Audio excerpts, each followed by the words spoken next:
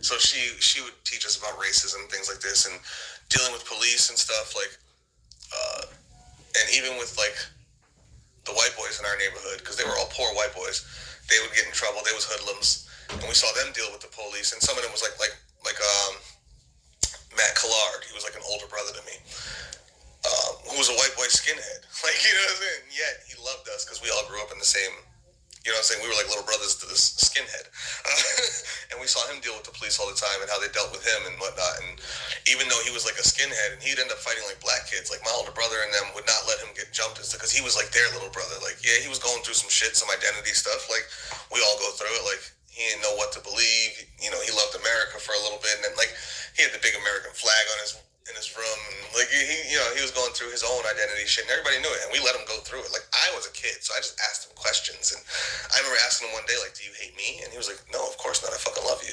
Like, I was like, "Okay." He's like, and he explained his whole thing to me. He was like, "I don't hate blacks. I have pride in whites." Like, he's like, "I have white pride. I have pride in what we've done as a people. Like, and I don't feel like we should be ashamed for conquering or doing these things because people have done it through history." And like, and he made great case. Like, he wasn't a dumb person. He wasn't like some redneck racist backwater fucking who's just retarded and just hates people. No, he felt targeted. He felt, like, way before this red pill shit existed, way before anything. He just felt like, and he made it make sense. And this is like in my empathy. I could see it from his point of view.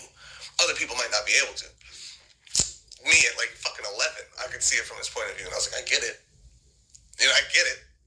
I don't necessarily agree, but I get it. I'm also black, so I can't. It's kind of hard to agree, but I get it and I understand him, and I kind of supported his decisions, And he used to get into fights. People would come to our neighborhood to jump him and like try to fight him and stuff. Like, and my older brother and the other older black folks, because everybody in our neighborhood was black and Hispanic. We had like the white boys were mostly our age. We only had a few that were like older than us. He was like in that range that was older than me. He was like 5-6 years older than me, but my older brother is 10 years older than me, so he's like 4 years older than him. So his age group is older than him. So when people would come through, even if they were black or Hispanic or whatever, to fight him or something, they always made sure it was a one-on-one. They were like, Matt, you invite this, in school you running your mouth to these kids and whatnot, and then you come back here and you're cool with all us. Like, he's like, so we're not gonna let them do you in like that. But if you in school talking that white pride shit, expect some of these fucking black kids or whatever, like, to feel a certain way and try to come fight your ass. You invite them to, too. And because he was a hard motherfucker. That boy did not play. Yeah, he'll fight anyone. Like, I loved Matt. And so there's many times where people would come through, and, my older brother and the older niggas be out there, like, watching, like, making sure that nobody gets shot, stabbed, it's a fair fight, whatever the fuck, Like, so I grew up with all these dichotomies and all these things at the same time, and studying religion and how this reality is not real and how there's a God beyond it that put us all here. And then, which is like, for me, Matrix theory before I knew the word Matrix, because I didn't look at it like a good thing. I looked at it like, this is a cage, like, I already knew we were in a cage. I already figured out this was Sheol, which is hell. That's the Jewish term for this place, Sheol. And I was like, so I figured out a lot of this stuff. And then I went to Chicago. Gang banging, so like, and my empathy again allowed me to empathize with those people, because I used to think gang members were stupid. I used to think like gang banging is the dumbest thing in the world. Like, how could anybody possibly do that? And then I went to Chicago and realized it's damn near inevitable. It's like growing up in a Muslim household and not being Muslim. It's almost impossible. Growing up in a Christian household and not being Christian, it's almost impossible. Like, especially in like a Muslim or Christian area. Like, it's not even just your household. Everyone's that. You're born into it. You know what I'm saying? Like, a lot of people don't join gangs. Like, a lot of people think that you get jumped in. I'm like, no, most motherfuckers are just born in. Their family's that gang. They've been repping that gang since they could walk. You know what I'm saying? Like, and even if you don't do that, like, and this is how I learned the hard way. I lived in Terror Town, which is Terror Town, but it's Terra, like earth, like land, because it's the Stones, the Black Pea Stone Nation, who runs that area. So Stones, Terra, Earth, Terra Town. But my friends all lived by Lakeside, which was like 5 blocks down. And Lakeside was all GDs, Gangster Disciples. So I used to get jumped all the time just coming back from there, because they treated me like I was a GD, and I used to tell them I'm not. And they're like, well, bro, if you ain't with with us, but you live down here, but you be down there chilling with them. You one of them. Like, it doesn't matter if you rep it, choose it, say it, claim it, nigga, you one of them because you run with them. I was a GD whether I wanted to be or not. I was in a gang whether I claimed it or not, according to the enemy of that gang whose neighborhood I lived in. You know, and then so it started to click as to why these kids do claim these things, and it made sense. And it's neighborhood groups. It's not even really gangs. It's neighborhood groups that are affiliated. You know, so I was like, oh, so I ended up in a gang, and I said, if I'm gonna be in it, I might as well benefit. You know, so for like 3-4 years of that, you know, drilling, doing all that shit, running guns, and all the shit we did. I don't know what the statute of limitations is on that, so I'm not gonna say everything, but we did lots of shit, right? Coming back from Chicago, when I had a price on my head, $250,000, never went away as far as I know. So if anybody ever finds out who I am, because they were looking for someone specific, they didn't know it was me. But it was $250K on my head, and my mom offered to bring me out here to go to Job Corps. She didn't know there was money on my head. It was just all these synchronicities just line up. And my dad knew. Like, he didn't know that there was money on my head, but my dad, like, there was one day where he came, maybe a month before this. Like, I used to go to my dad's crib every now and again. I was living on my own, basically, but I would still go there and watch Stargate with him. Like, we were nerds. So I used to go there and watch Stargate with him. On Sundays, I'd go with him to my my uncles sometimes, just to hang out with my uncles. Like, they'd watch sports. I didn't even care, really. I just liked being around those grown men and listening to them talk. And, like, I absorbed a lot. And one day, he was going to go to my uncle's randomly. So he drove down to where he knew I hung out, but he had never come down there. Like, in multiple years, he had never come down there. He would just call me on the cell phone. But he was getting in the car, so he was like, fuck, I'll just drive down there. He comes down, he sees me fully dressed. Now, mind you, when I go home, I don't wear the clothes that I wear on the block, because he doesn't know that I'm doing all the shit that I'm doing, and I didn't want him to. And I didn't want him telling my mom or none of that, right? So he comes, he sees me with chains on, fully suited and booted. I'm dressed to impress, looking fresh. I'm sitting on my car that he did not know I had, with 23-inch monoblock rims on it. Like, you know, and I got my 2 girlfriends with me. Like, he pulls up looking at me like I'm some nigga in a music video. Like, he's looking at me like, and I could tell the way he's coming to a realization, and I'm looking back at him like, fuck. Like, and he parks his car and he gets out, and he's like, this is your car, isn't it? Like, it's almost like it all clicked to him. Like, this is what you've been doing down here. This is why your ass don't come home. But he also don't check. Like, he might call me like, what? I ain't seen you in 3 days. I'm just down the block. I'm where I'm at, down Lakeside. All right, you good? You good? Yeah, I'm good. All right, son. You know, he was that. I'm a lot like him too. Like, we are so the same. I'm such like my father. But he would just check on me from time to time. He didn't even care I was going to school anymore. Like, it was like, this kid's just not gonna do that. It got to the point where he realized that, like, I'm just not normal, bro. I'm not doing the shit that other kids. I'm not going to school. I'm not doing this shit. I'm not doing this shit. I've always been that way. Like, if I never had a kid, I'd have never worked a job in my life. Like, I was not going to school. I don't fuck with hierarchy. I don't fuck with governance of any form, really, unless it's like militaristic, gang shit, military, like some real deal, like shooter shit, like, where I feel like that's what I want to do for some reason. I will fold into a hierarchy that makes sense to me. And as soon as it doesn't make sense, I'll get right out of that and make them my enemy if I need to. Like, I don't follow hierarchy because I feel like I need to. I follow it out of respect because I feel like it's worthy of being followed at this moment for whatever reason, right? You know, these are leaders that I want to follow in this moment. They got the mission. I'm a shooter. Send me on that mission, bro. You know, that's me. Like, send me. Like, Mr. Send me. Send me off to die somewhere. So he sees all this and he's like, so your mother, he's like, I was coming down here to, just see if you wanted to go to your uncle's. But your mother talked to me yesterday. He's like, I meant to tell you this yesterday. He's like, I didn't think you'd want to do it, so I didn't put any fucking pep behind it. But she wants you to go back out there and go to school and go to Job Corps where you can get your GED or whatever. You know, and I'm looking at him like he's crazy. Like, nigga, I'm not going back to fucking Rhode Island. You know, like, and he sees it in my eyes, like, yeah, I figured this would be the exact response I'd get from you. So I was, I didn't even care to bring it up, but I'm throwing it out there. He's like, from the look of things, maybe you should go. My boys come outside, they all meet him, and because a lot of my boys already knew him. Like my dad was the funny guy. He was hilarious. Like, so like I remember one of my friends. We got into a beef one day.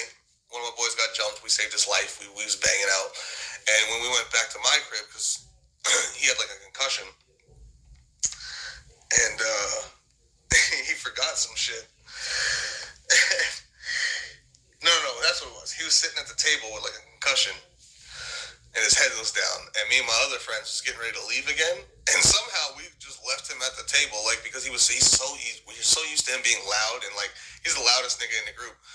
And as we're walking away, my dad's like, "Hey, stupid," talking to me. I'm like, "What?" He's like, "Hey, stupid." I'm like, "What?" He goes, "You're forgetting something?" And he's like, gestures to my boy just sitting at the table, like we're forgetting a whole person. Like, but everybody's dying loud because that's how my dad would tell him. "Hey, stupid." Hey, why am I calling you stupid?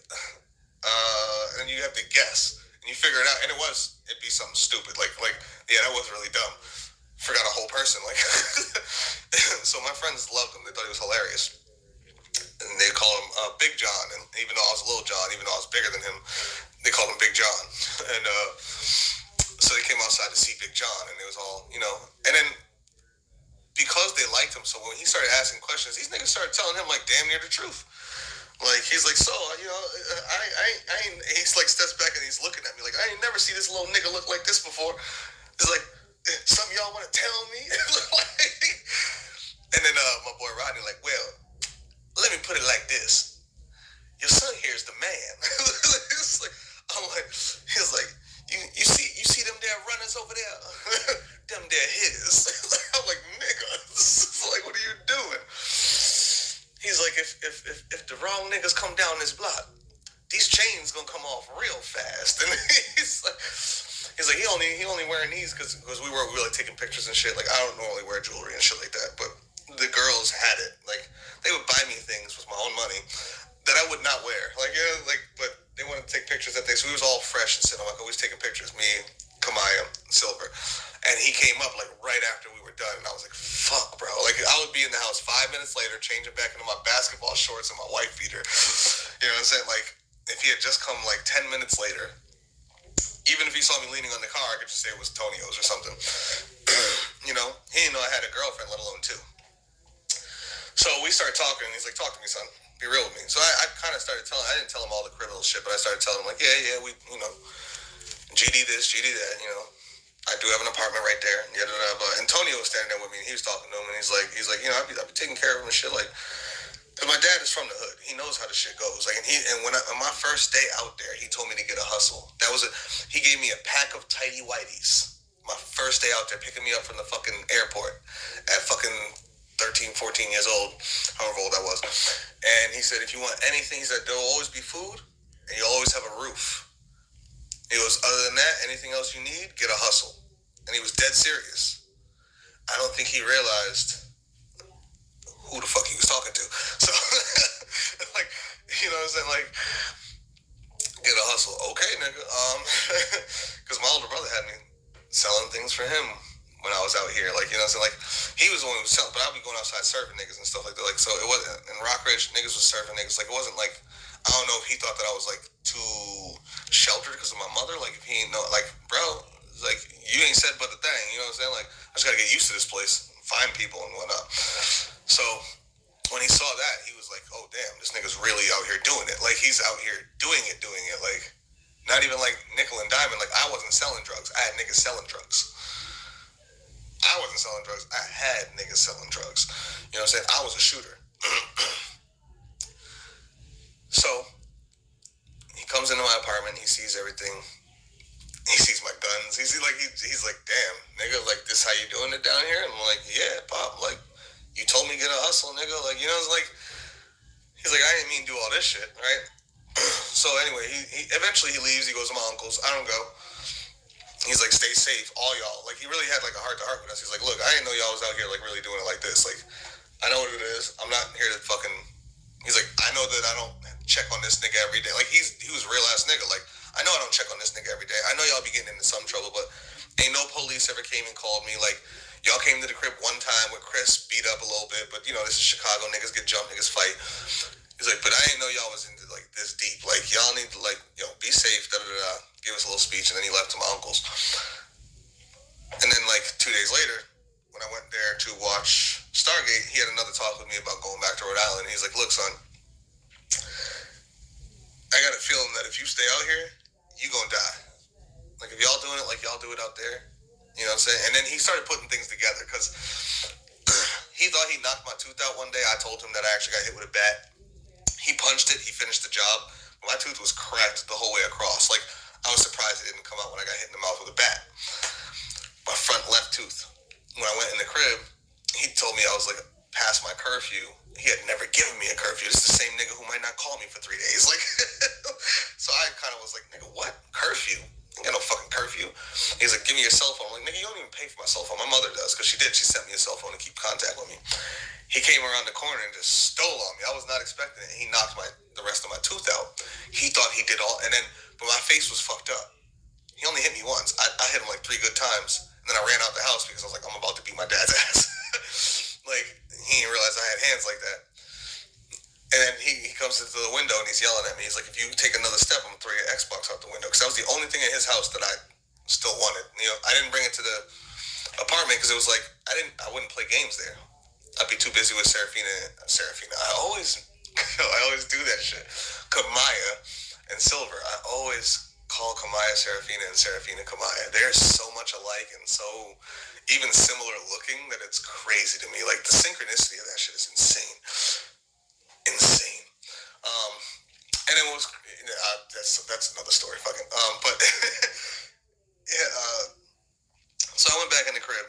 I'm like, don't throw my Xbox. I can buy another one, but that's to get all my shit on it. Like, so I go back in the crib and he sees my face, and my face is fucked up because before I got home, I got jumped severely, bats and everything, and that was the first time I ever shot at anybody. Like.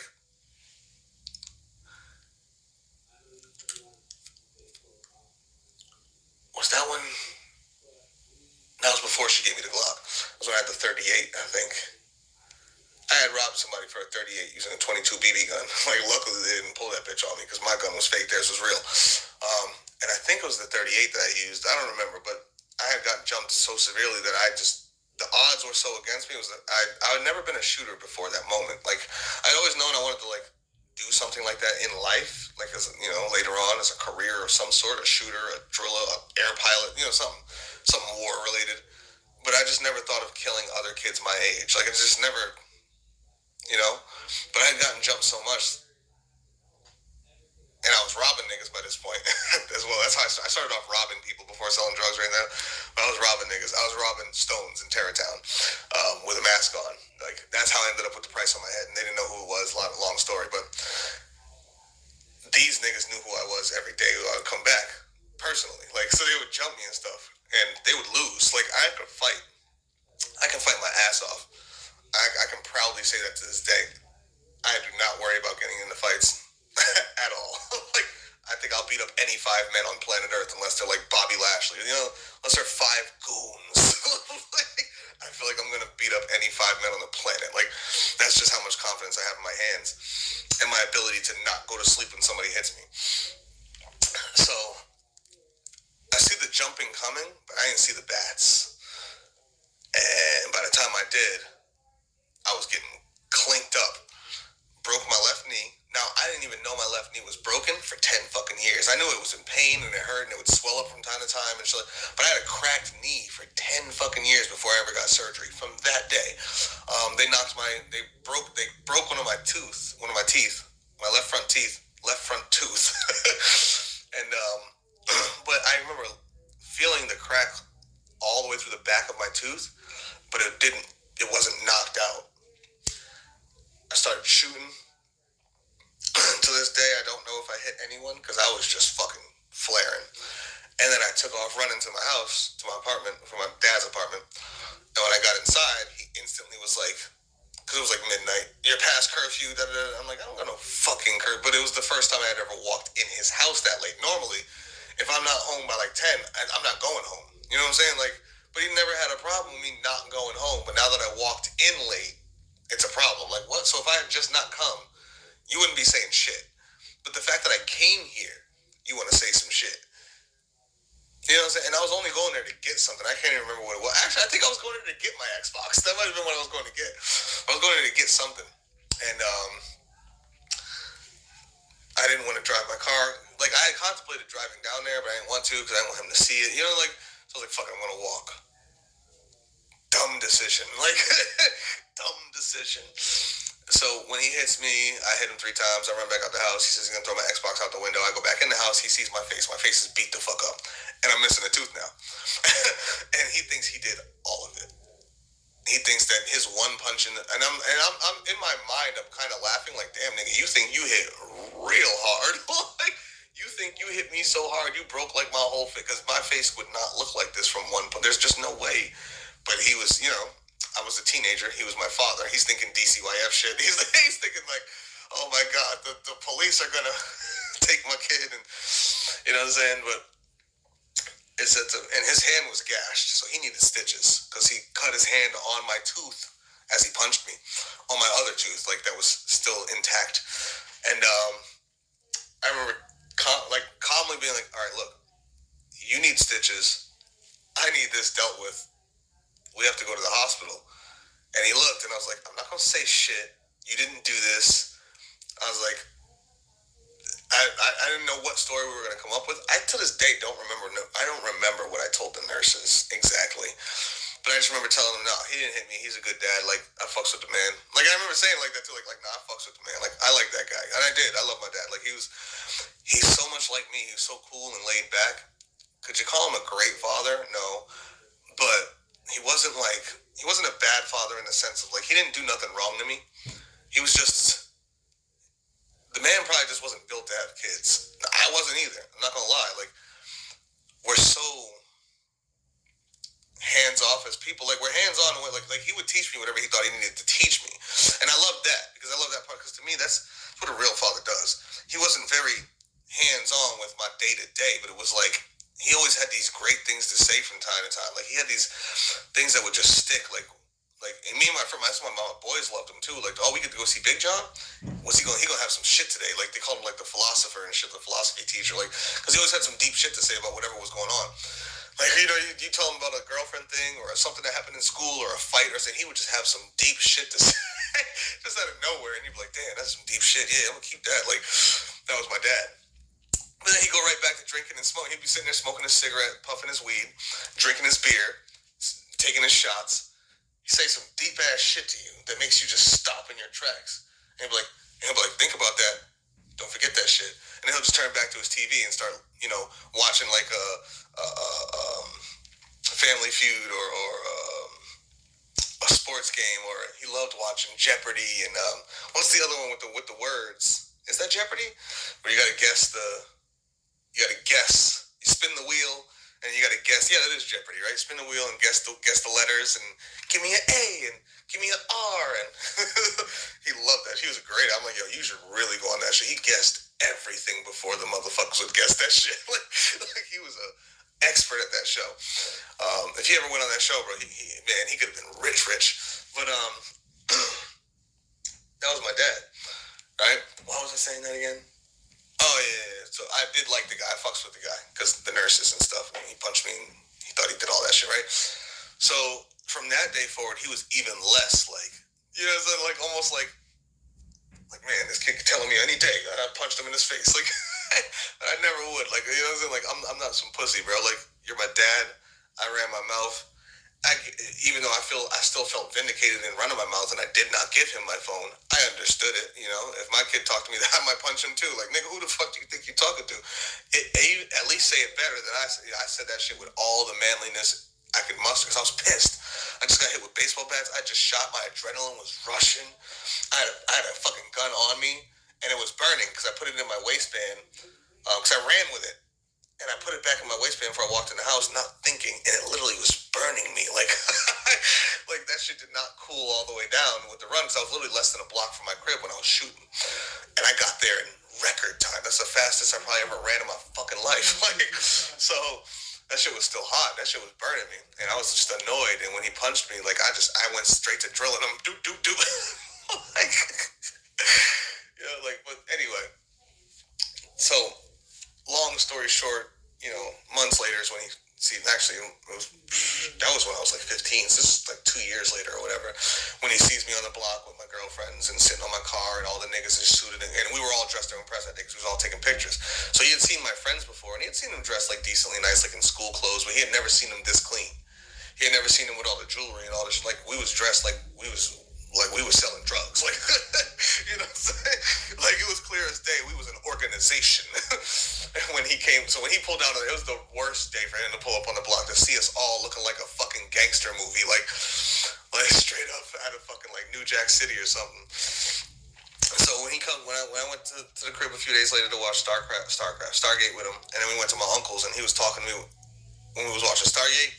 And then when I went to my uncle's with him, like a couple days after that, they all talked to me again, and they was like, if you stay out here with the path you're on, nigga, you could very well end up dead or in prison. Like, going back out there with your mother's another shot to have like a regular fucking existence, as opposed to being some fucking gang lord or some shit.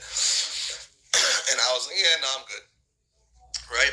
And then it came out, there was a price on my head, $250K. They was looking for me. The nigga who kept robbing people in Terrytown. Even when, like, I hated those stones so much, because they jumped me so fucking often that I was robbing them out of spite. Like, I didn't need the money. I didn't need none of their shit at this point. I was chilling. I was robbing them out of spitefulness. Like, if I caught any of them slipping, mask came on. Like, and I was robbing niggas. I was taking everything they had. I was sending niggas home naked. Like, I was a savage when it came to them. Like, I had no empathy for the Stones, because them niggas jumped me so goddamn always. It was just, I hated them. I had never felt hatred like that in my life. Surprised I wasn't just shooting them. Like, but I was robbing the fuck out them niggas. And I was always the one doing the missions in that area. Like, when we had to go do some shit down there, I was going. I remember one day we flipped a van. We had a whole shootout on a block. That shit was crazy. It was a long story, but it was crazy. Like, we had to run 4 blocks. It was like Black Hawk Down, the hood version. Like, like, I'm not even joking. Shit was crazy. But and I even had a nemesis, a nigga. Before Game of Thrones, I had a nemesis named the Mountain. Like, this big black dude. Some people called him Rock. This big black dude, former Marine, scout regiment. So he's a real deal shooter, like, well trained. He was a grown fucking man, like 30 years old. I was 16, and this was the nigga who was hunting me. Like, and we had been in multiple shootouts. Like, the reason our van flipped this day, and the reason why we went through a whole bunch of shit with the Black Hawk Down situation, because of that goon right there. Like, that nigga was my arch nemesis, and I barely survived him like 4 times. like I barely survived him multiple times, but that's a whole other story. Like, man, I could really talk about all sorts of shit for days, but my dad and my uncles was like, yeah, we think you should go back out there. And then when I told my girls about it, Kamaya didn't want me to leave. Silver was quiet. Kamaya went to sleep, and like parents, when the baby goes to bed, I spoke to Silver. I was like, you were real quiet earlier when I brought that shit up. And she's like, because I think you should go.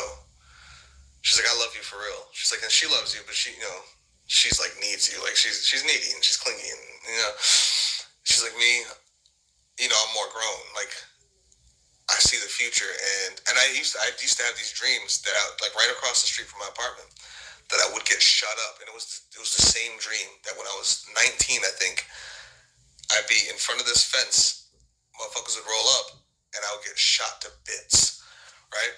And Kamaya would be the one to run across the street to me and, hold me bleeding in her arms as I died. And I had that dream often. I didn't tell Kamaya, but I told Silver. And Silver was like, I think that's a fucking divination. Like, I think you're seeing the future, my nigga. Like, she's like, they're going to find out who you are eventually. And when they do, they're not going to play. Like, they're going to send everything they have, you're not going to make it. It doesn't matter how hard you fight. It doesn't matter how many you kill. They're going to kill you at some point. And I had already kind of come to that conclusion and was perfectly fine with it, but I didn't think what that would do to her. I didn't think what that would do to her. I didn't really think what that would do to her, and I didn't think about the type of war that would drag my people into. Because we were already at war. We had like 3 wars going on. That would be crazy. And that would force the mountain to also focus on them. And that dude led a team that was vicious. Like, so it was like the shit that happens in Chicago is raw. It's not like any city I've ever been to. It's the most organized gang criminal city I've ever, like, it's just organizations and criminal structures, militaries, and I mean little militaries, like, where you have sergeants and you have ranks, like real ranks. Like, I was part of the I-9s, the I-9 GDs, which is the insane gangsters, which is the entire point of our set is to act as a military force. We act as assassins, we act as robbers, and we act as just straight soldiers. Like, we go on missions. We literally have mission briefings. We have training. We had a shooting range. We were legit soldiers, basically, in the streets, which fit me perfectly. You know what I'm saying? Like, based on who I was and what I was looking to be. So that's what I was. Tonio brought me into that. Like, shit was crazy. But having a long discussion with Silver, she's the one who actually eventually convinced me. Because, okay, so we had that conversation, and I want to say like a week later, I disagreed. I wasn't going to go. Like a week later, motherfuckers rolled up the block and tried to shoot my ass, as well as some other people. And I did get shot, but I was wearing a vest, and the bullet went through a small tree. It was a thin tree. I don't know what made me think that tree was going to block me. But apparently it did, because it blocked me enough, because they was using cop killers. The shit went through the tree and through my vest, but it buried itself into my skin. I still have the scar to this day. You can